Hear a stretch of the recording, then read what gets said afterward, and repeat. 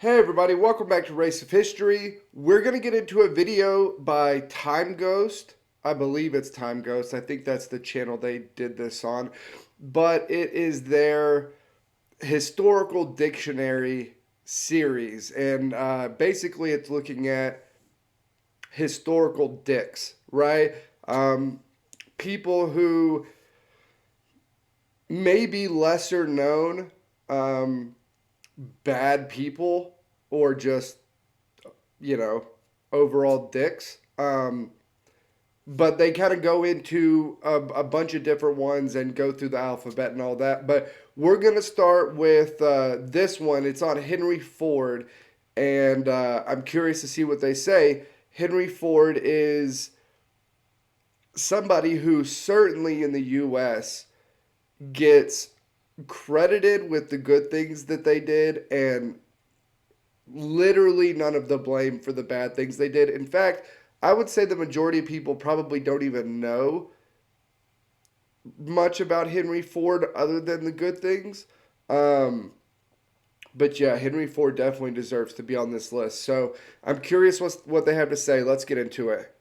C is for car, the automobiles, and nothing is cooler than a boss set of wheels. From selling some cars, this man made a horde. Mechanic and boss man, here's Henry Ford.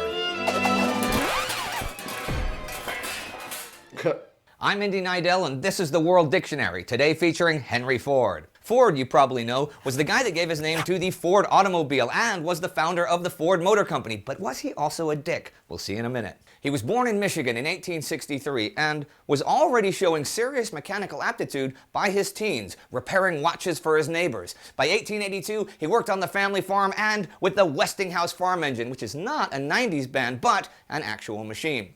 Ford serviced the machines, which were portable steam engines that were hauled from farm to farm to give power where power was needed. He studied bookkeeping, married Clara Jane Bryant in 1888, and had a son named Edsel in 1893. The Ford Motor Company would actually one day make a car called the Edsel that would be hyped as the car of the future and would turn out to be one of the biggest marketing failures in American history, but neither Henry nor Edsel would be around to see that. Introducing the new taste of Coca-Cola, the best Coca-Cola ever. That's all I'm going to say. In fact, that's all I have to say. No more words. The McBLT.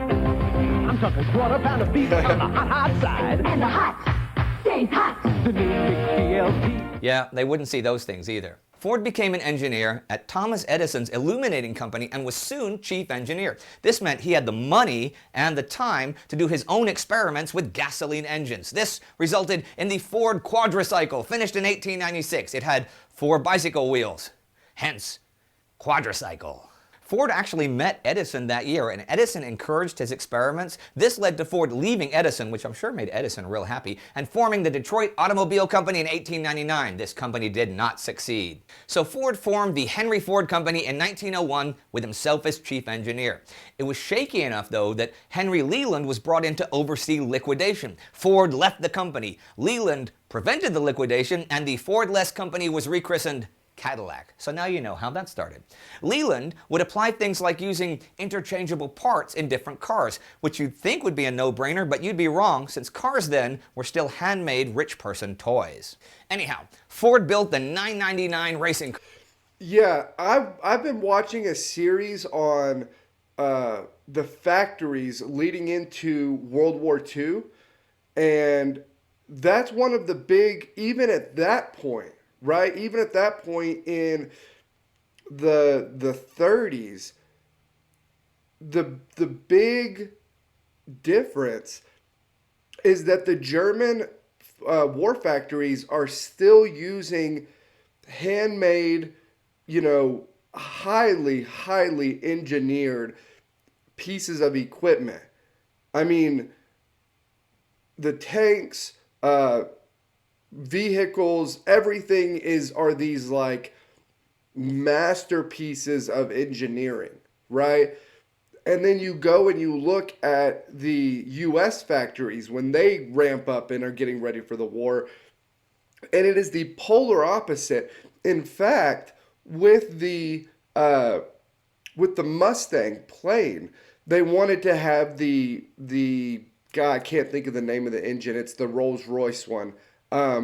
They wanted to have the specific Rolls-Royce engine that went into it, but Rolls-Royce had an engineer there that would help make these engines, and so they didn't even have like specific specs to give to the U.S. factories. The U.S. factories were like, yeah, we can't mass produce anything if we don't have very, very specific specs for literally everything.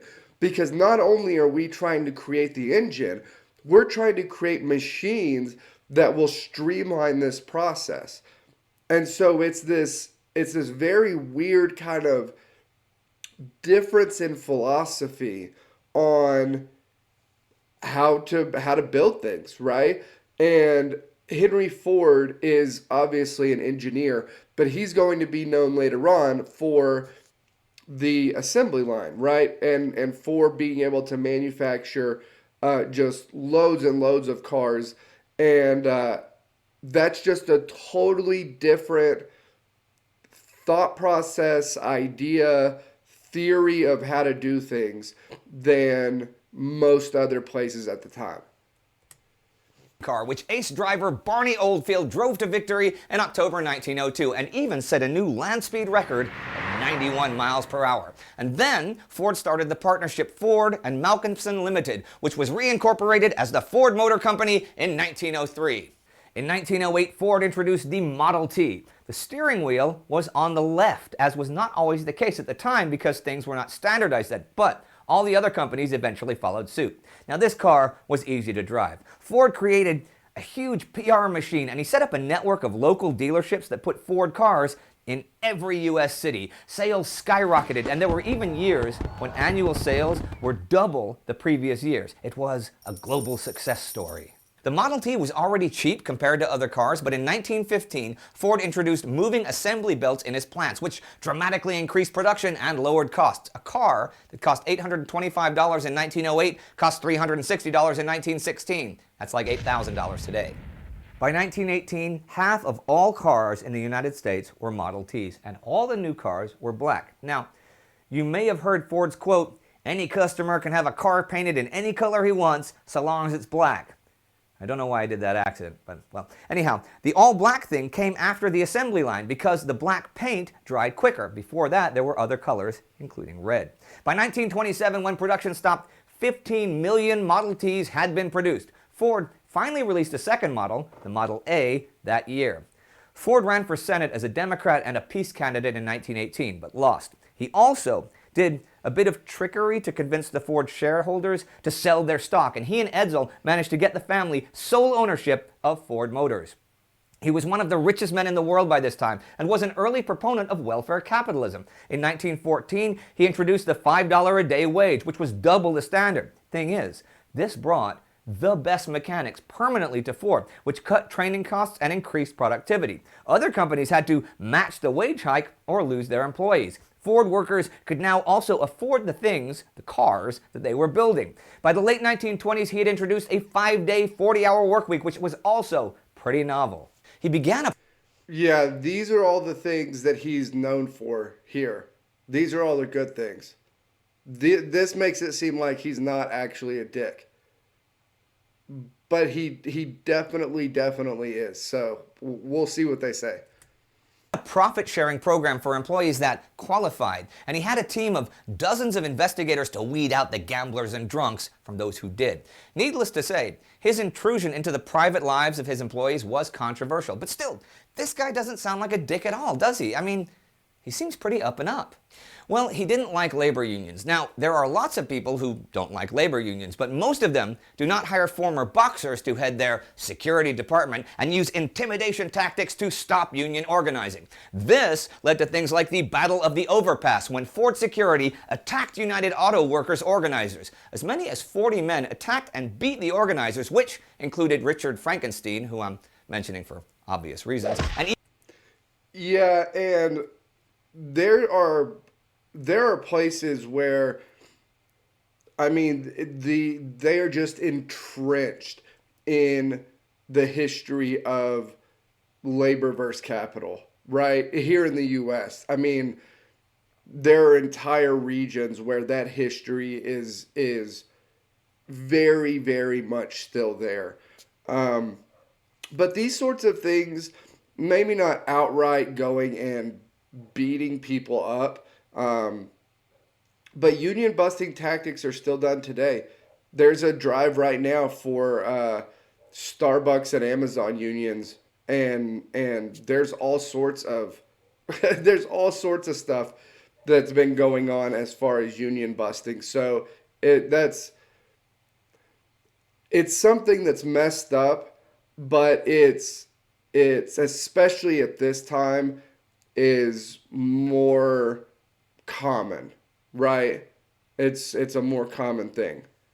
Terrible, but more common.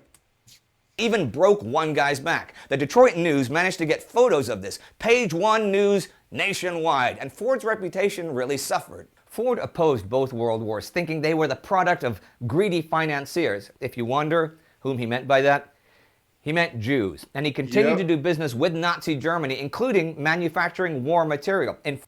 Yeah, here we go. Here we go. This is the stuff that yes, this is the stuff, right? And annoyingly, he's, especially for World War II, he's vehemently anti-war for the U.S. But this is not some like principled ground he's holding. Yeah, let's get back into it. In fact, in 1940, when Ford Werke began using French POWs as slave labor, he was breaking the Geneva Convention.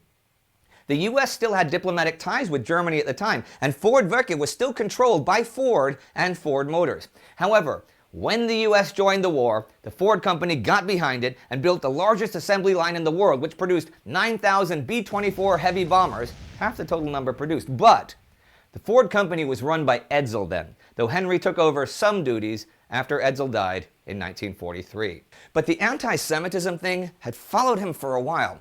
In the early 1920s, Ford sponsored the Dearborn Independent, a weekly paper with strong anti-Semitic views. Every American Ford franchise was required to distribute it. He became a spokesman for right-wing extremism and said things like, "If fans wish to know the trouble with American baseball, they have it in 3 words. Too much Jew." The Independent even reprinted the Protocols of the Elders of Zion, a fabricated text that had already been debunked describing Jewish plans for global domination. The Independent was issued in Germany as the International Jew, the world's foremost problem, which is a really bad translation of the Independent. Heinrich Himmler described Henry Ford as one of their most valuable fighters. He is the only American mentioned in Hitler's Mein Kampf, and Hitler wrote that he was the only great man who remained independent from the Jews in America. Hitler told the Detroit News in 1931 that Ford was his inspiration, which explains the life-size portrait of Ford next to Hitler's desk. The Volkswagen was modeled on the Model T. In 1938, Ford received the Grand Cross of the German Eagle, Nazi Germany's highest award for a foreigner. Ford would claim in a libel lawsuit that he didn't know the contents of the Independent, but employees of the Independent swore under oath that this was not so, and Ford's friends found it impossible to swallow that the paper could be published without Ford's approval. His anti-Semitism did affect sales, and Ford issued a public apology when he shut down the paper.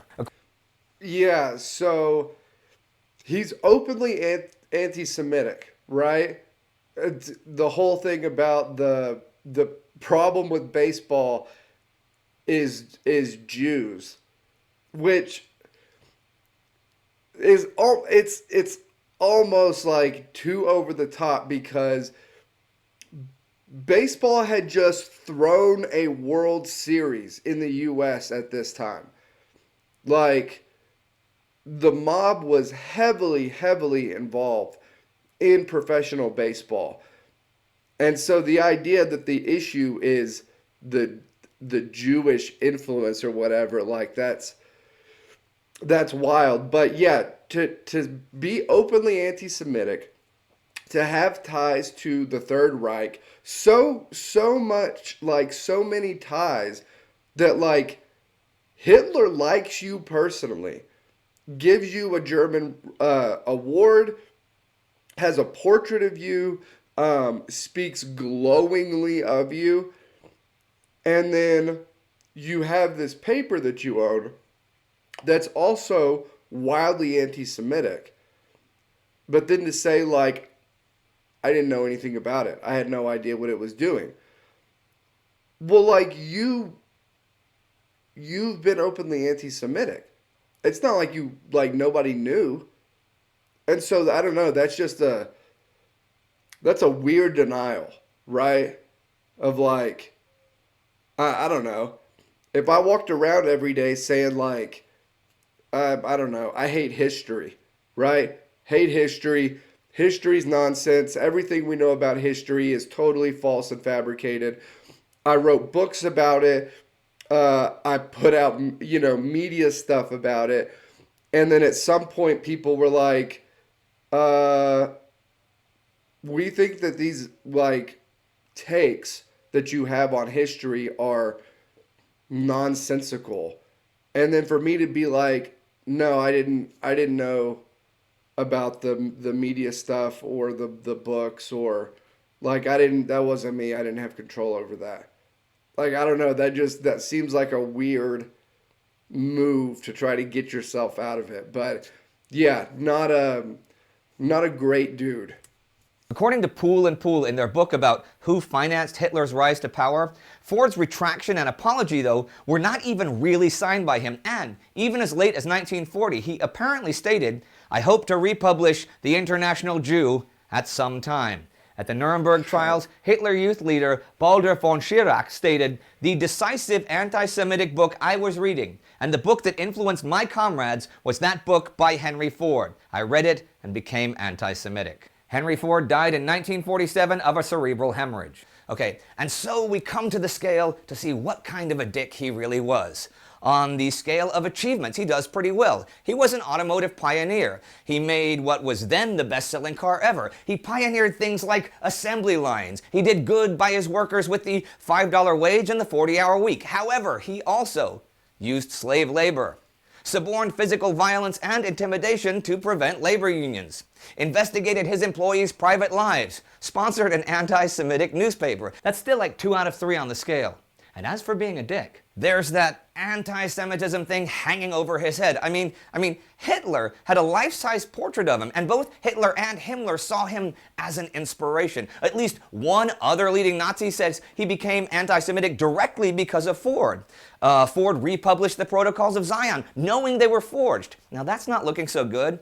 And though Ford may have been naive about the Nazis, there's nothing naive about slave labor and anti-Semitism. But Ford wasn't directly a dick on an industrial scale like the Nazis, which is somewhat mitigating. So I'll give him a 2.5, since his dickishness still had a big effect on the world, right? Giving him an overall 2.25, which makes him a first-class dick. Yeah. Hey, at least he made a car most people could afford. That's it for today. If you know of any dicks throughout history that we should talk about, let us know who they are in the comments, and please tell us why. And remember, living people do not count. Oh, that looks like one on LeMay. I need to look that one up. Okay, so that one was on Henry Ford. Yeah, geez. Imagine that as World War II is going on and people like realize how terrible Hitler and the Nazis are, that Hitler and the Nazis look at you as like the guy on their team. Like, oh man, that's just, I don't know. That just, I feel like if you're going through life and some generally thought of bad people all kind of agree that you're a guy that's on their team, maybe you should reevaluate your thought process or life decisions. Just a thought. But that was a good one. The TimeGhost's Dictionary, C is for car, on Henry Ford. Like, comment, subscribe. Help me keep building the channel over here. I'll put the link to the Discord down below, and I will see you all next time.